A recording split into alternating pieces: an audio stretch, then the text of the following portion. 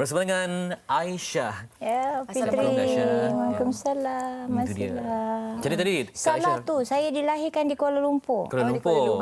Tu tak lahir. Kampung di Kampung itu. Okey, baik. Minta maaf atas sikit kesilapan. Tapi kita dah nampaklah, orang muda boleh nampak bagaimana perjalanan yang begitu hebat bagi seorang figur bernama Aisyah. Jadi peringkat awal saya difahamkan memang ialah dengan keputusan pembelajaran yang cemerlang, memang sampai sambung pengajian di New Zealand. Tapi macam mana terjebak ataupun berkecimpung dalam dunia nyanyian? Ini semua kerja kawan-kawan. Sebenarnya saya tak ada pernah cita-cita nak jadi penyanyi pun. Cuma masa di New Zealand tu ada satu pertandingan telequest di TV New Zealand masa tu. Dan kawan-kawan kata, masuklah, pergilah audition.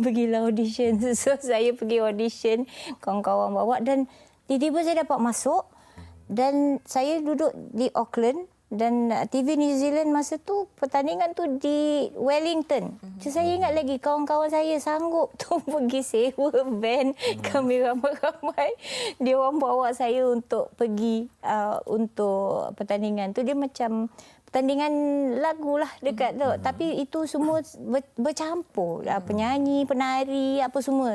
Like a talent bakat lah, punya pertandingan bakat. Maknanya Kak Aisyah memang daripada kecil memang tak ada niat lah nak penyanyi. Tak ada. Kebetulan lah. Dia nak jadi lawyer. Okey. Ramai tanya jurusan apa belajar tu? Okey. Mulanya memang saya nak pergi buat law. Tapi masa tu the system dia bertukar yang membuatkan dia tutup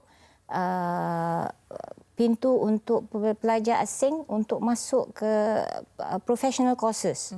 Jadi ramai daripada kami dalam satu batch kami yang pergi tu dalam 96 orang ke New Zealand, ramai yang nak buat law yang apa tu semua tak dapat masuk kerana dia jadi susah untuk kita nak masuk. Dia punya tinggi polisi dia.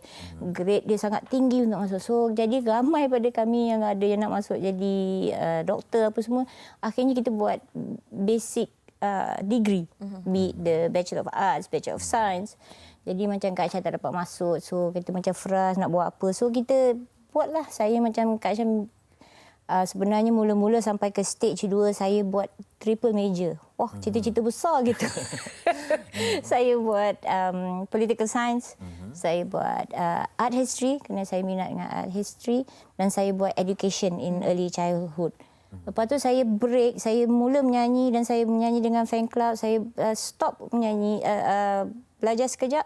Lepas saya balik ke New Zealand untuk habiskan saya punya degree, saya kata, saya dah lama tak belajar, saya tak berani nak habiskan triple major tu, tiga major tu. Jadi kata, okeylah saya fokus kepada education. So saya punya major dalam Bachelor of Arts is in education in early childhood. Maknanya tentang pembelajaran tentang pembesaran anak-anak dari psikologi dan bidangnya tu, beralihnya tu. Okey, walaupun kata tadi peringkat awal tak begitu serius menyanyi, tapi bila sekali menyanyi betul-betul wow, meletup kan. Macam tu macam mana perasaan dan juga perancangan? Satu kan sebab bukan peringkat biasa-biasa tapi dah melangkaui peringkat dunia.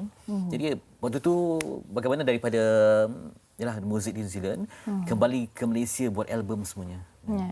6 bulan, 6 months after saya masuk pertandingan di TV New Zealand tu, saya dijemput oleh 2 buah kumpulan yang tengah mencari female vocalist. Satunya memang dah famous. They had like a lot of number 1 hits. Satu lagi dia dah ada single tapi dia masih on the rise. Dan mereka dua-dua audition saya. Dan saya dapat offer tawaran dua-dua band. Dan akhirnya saya bersama dengan kumpulan Soul on Ice, dia panggil Soul on Ice ketika itu. Kerana saya rasa saya nak naik bersama dengan kumpulan itu. Compare dengan kumpulan yang sudah terkenal di New Zealand.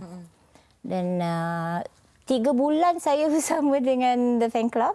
Ditukar. Soul on Ice tu ditukar pada The Fan Club.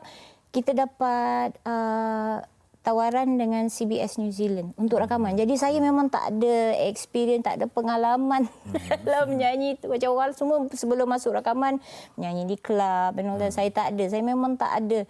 Jadi cerita pun tiba-tiba masuk dalam studio dan saya dalam setahun yang pertama tu saya memang banyak kena absorb. Memang kena torture masa tu. Pasal lain-lain kumpulan dalam band The Fan Club tu mereka adalah kawan-kawan sekolah. Mereka dah lama bersama. So they've been playing together. Jadi saya terpaksa masuk dan saya terpaksa belajar dalam setahun tu. Memang saya rasa macam saya bagai budak kecil yang dicampak masuk dalam swimming pool. You sink or you swim. Jadi saya terpaksa belajar, absorb banyak masa tu. Menarik kisahnya. Kita melihat peringkat awal pun mencabar, sekarang ni pun memang terus berjuang. Lagi dahsyat. Itulah dia. Jadi sebab album yang dihasilkan oleh Aisyah di Malaysia saja memang macam-macam anugerah dah dapat. Penyanyi wanita popular, vokal terbaik Unrehearsed Music, menang AJL 2 kali. Jadi sekarang ni masih lagi aktif. Jadi sebenarnya apa mungkin yang ingin dicapai oleh seorang figur bernama Aisyah? Sebab semua tahun pun dibuktikan. Terbaik pernah menang, popular pernah menang, macam-macam kisah orang bualkan.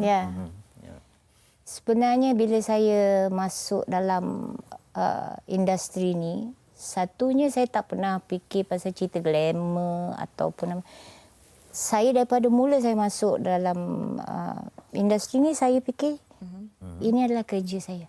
This is my job. And satu pekerjaan yang saya suka, saya enjoy dan saya memang diberi bakat untuk menyanyi dan saya continue.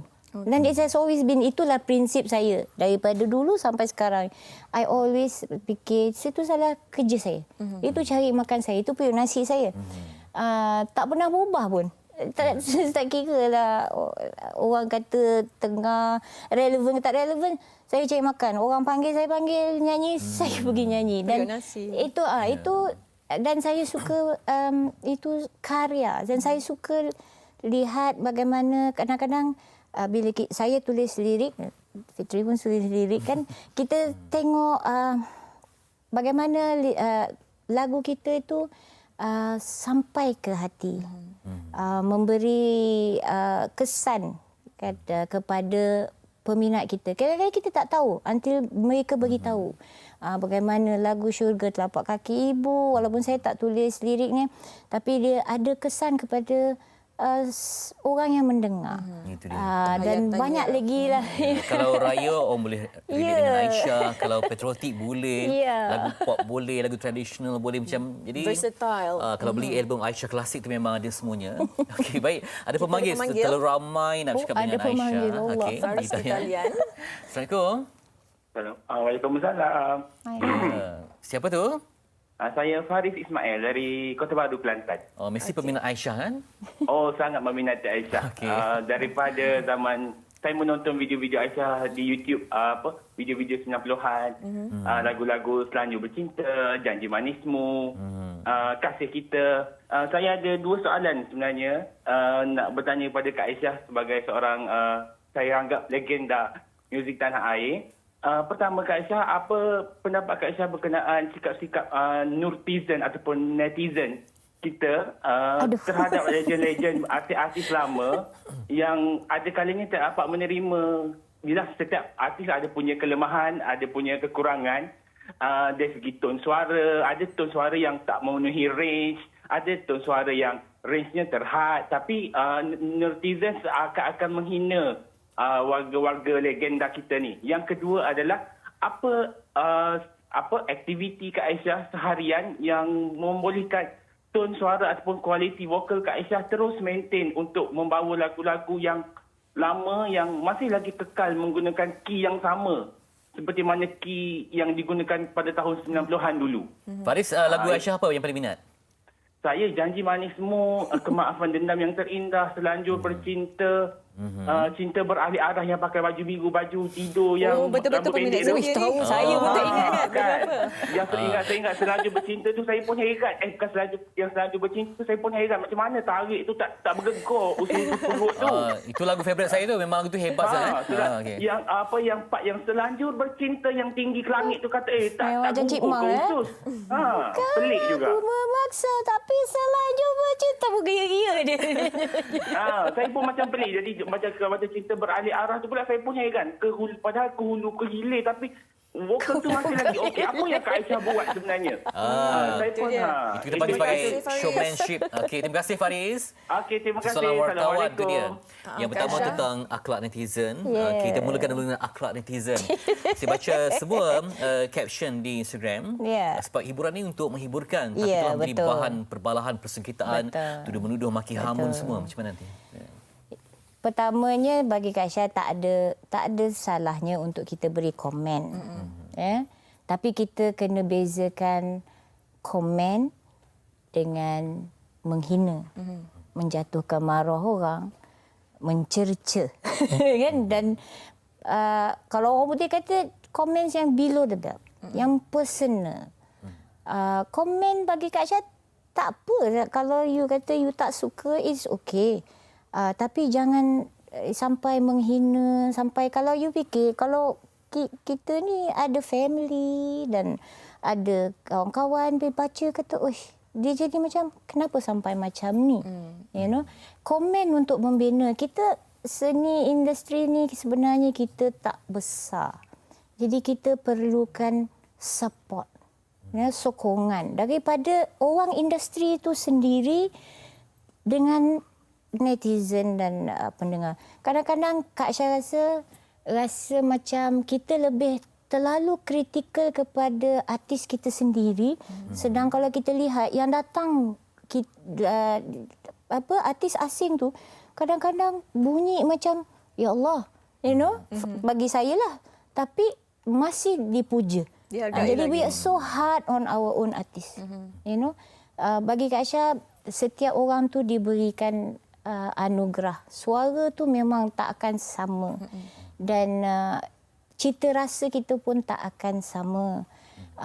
Cuma yang sama yang Kak Aisyah harapkan dalam, walaupun sistem ni memberikan kita keterbukaan, tapi keterbukaan ni dalam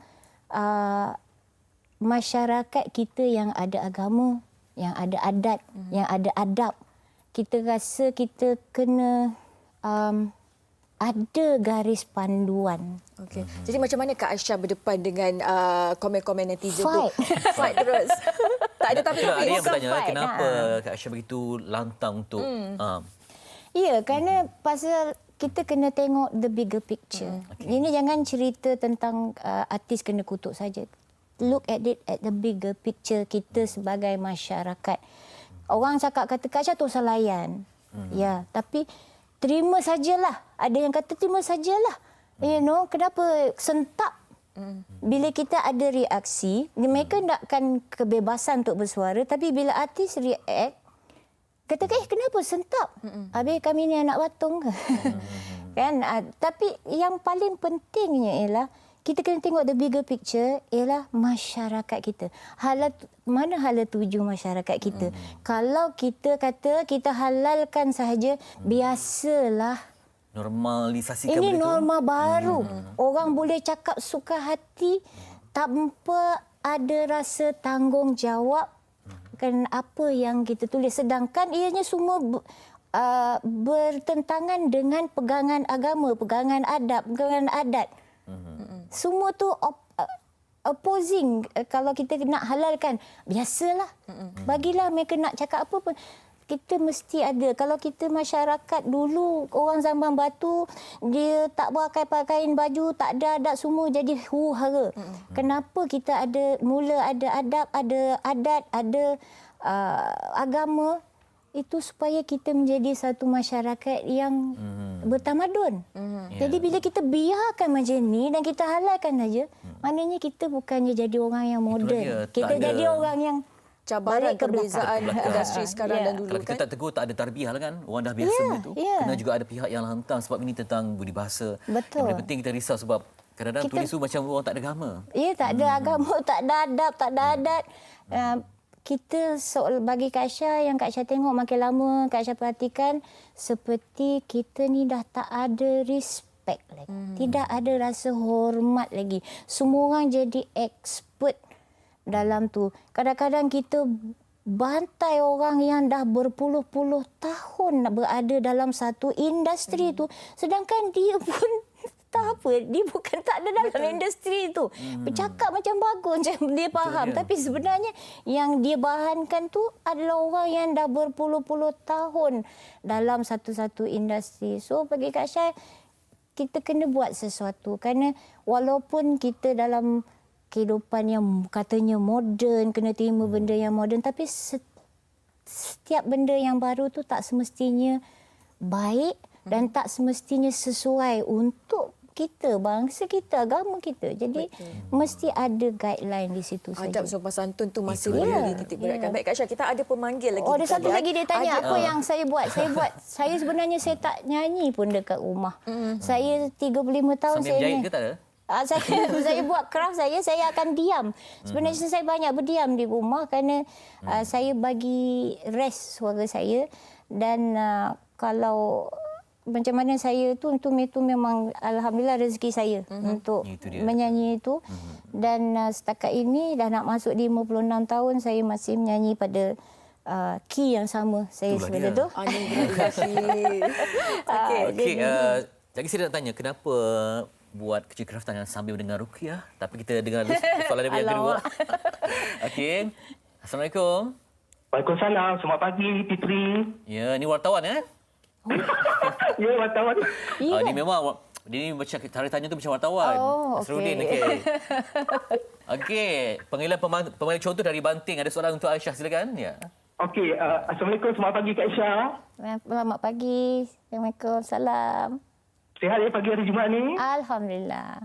Alhamdulillah. Tadi Kak Aisyah lagu Surga Bidadari masuk ke lagu final ya. Alhamdulillah. Kak Aisyah, saya nak tanya kepada Kak Aisyah. Ya. Kita tinggal lagi berapa, 2 minggu tak salah kita nak akan melaburkan tirai 2020 ya. Ya, betul. Jadi apa perkembangan terkini Kak Aisyah lah untuk plan untuk 2021 ni? Adakah Kak Aisyah akan comeback dengan buatangan album terbaru atau so macam mana, apa yang Kak Aisyah tengah plan sekarang ni untuk akan datang? Okey. Ya, boleh Terima ya. kasih Nazar. Okey, terima kasih. Assalamualaikum ya. Selamat Kenapa awak Jumaat. gementar hari ni? Biasa okey. Oh ya, selalu ya. Sebab Aisyah. Okey. Okey, Aisyah, macam mana? Okey, sebenarnya saya dah ada dapat tawaran untuk rakam single lagi lah.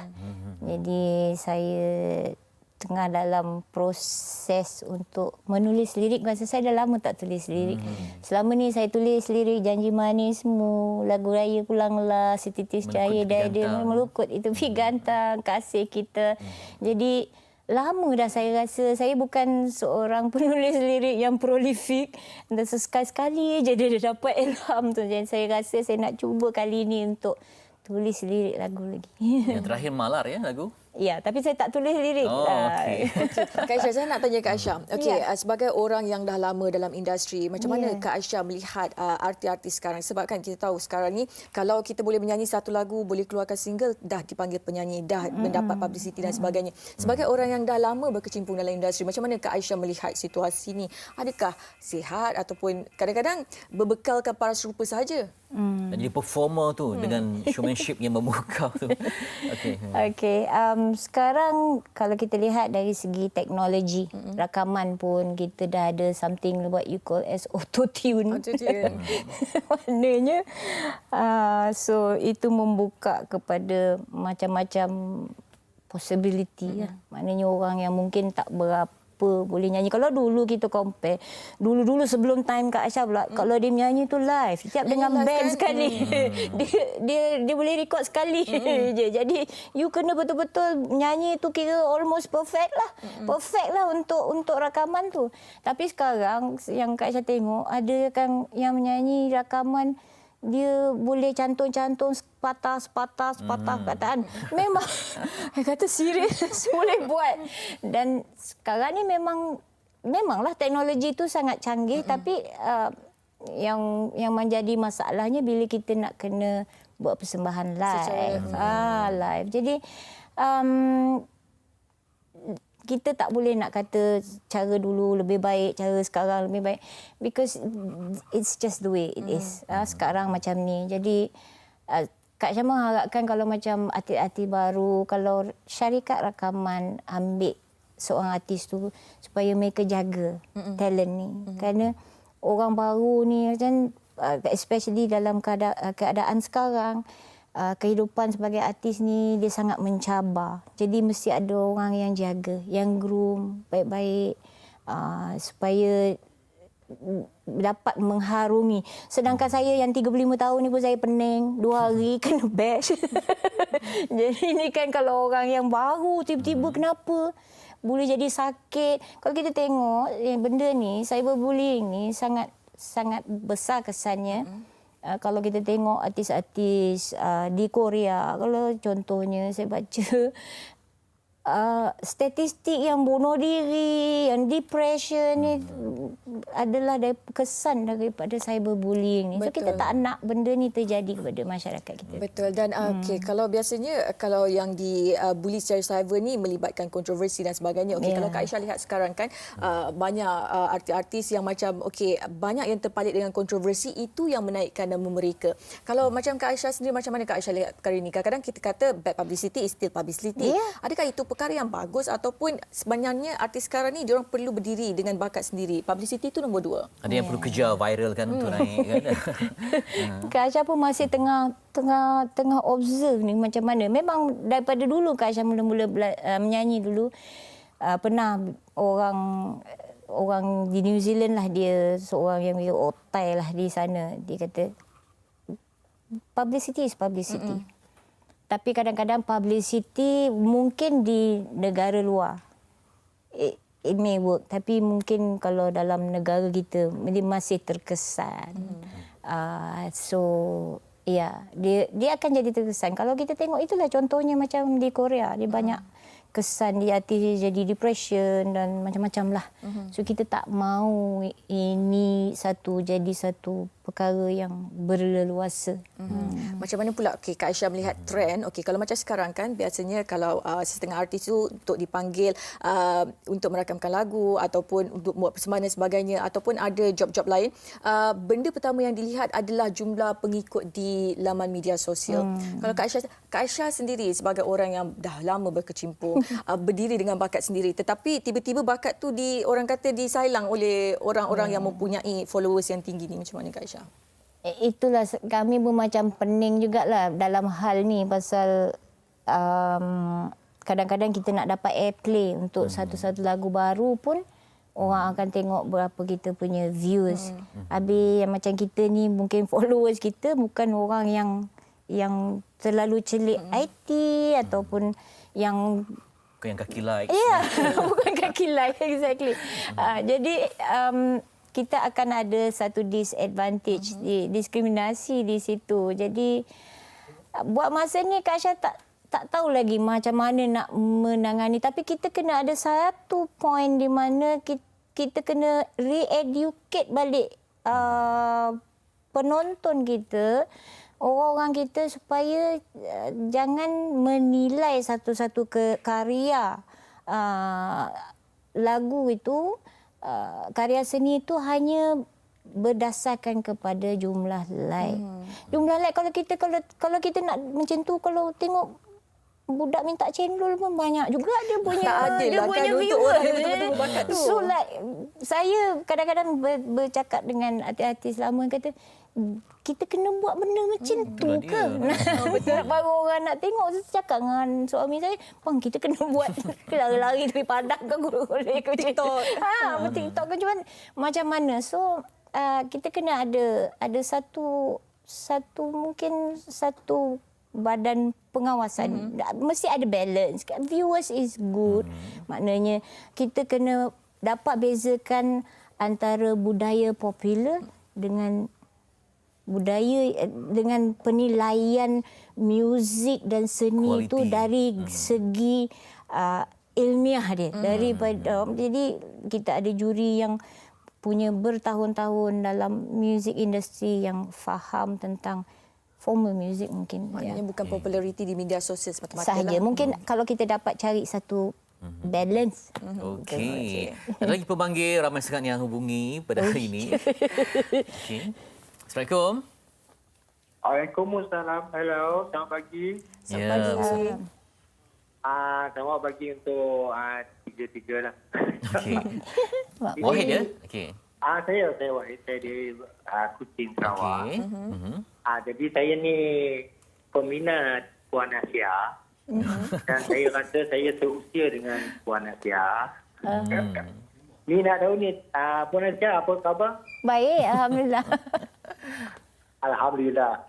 Ni bukan nak tanya apa dah. Cuma saya kalau Puan Asia kata nak teruskan dalam bidang seni ni kan. Ya. Cuma satu aja saya nak beritahu lah. Siapa yang kata orang yang tak suka dengan macam seseorang penyanyi tu, bagi saya lah, tak payah nak komen lah. Nanti buat dia screen je.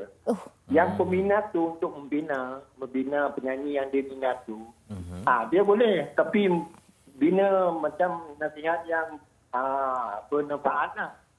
Tak payahlah kata orang nak caci maki dia. Kalau dia tak minat penyanyi ni, tak payah nak komen.